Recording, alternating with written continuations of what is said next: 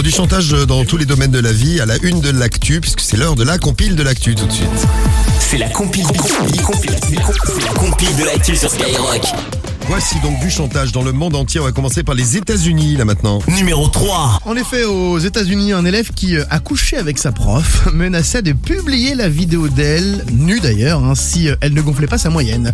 Et celle d'ailleurs de ses potes, au passage. Donc la prof risquait la prison, elle n'avait pas trop le choix, elle a accepté la proposition.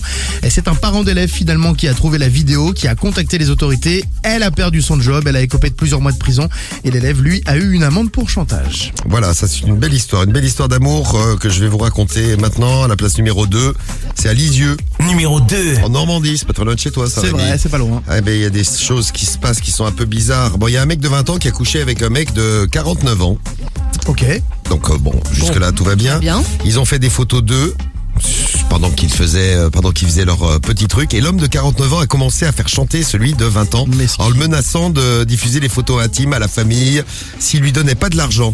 L'homme lui a subtilisé 2000 € avant de se faire choper en flagrant délit par la police, parce qu'au bout d'un moment, le mec de 20 ans il a eu marre de payer l'autre type, et la police est arrivée.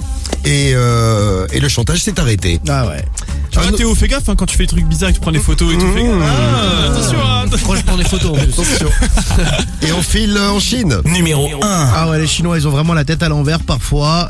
Alors vous savez que là-bas il y a un système assez rude de notation, où les gens ont des notes, etc. selon leur comportement, et ça permet aux par gens, exemple, tu traverses en dehors des clous, ils t'enlèvent des points. Voilà, c'est comme un permis à points. C'est un peu comme un permis à points, et ça conditionne derrière plein de choses, notamment les prêts bancaires. Et bien de plus en plus d'organismes bancaires, en plus de ces points, exigent aussi une photo des emprunteurs nus. C'est très sérieux. Une photo nue. Ouais, ils te demandent une photo nue si tu veux acheter une maison ou autre. Et en cas de non-remboursement, ils publient les photos. Mais c'est dingue ça. C'est ouf, c'est complètement fou. Alors beaucoup d'étudiants malheureusement acceptent, ils n'ont pas trop d'autre choix. L'humiliation sociale, il faut savoir, c'est une pratique courante en Chine, et donc les organismes bancaires publient les photos nues de leurs clients. Eh bien écoutez, on n'a pas ça encore en France. Eh bien tant mieux pour nous. Ouais.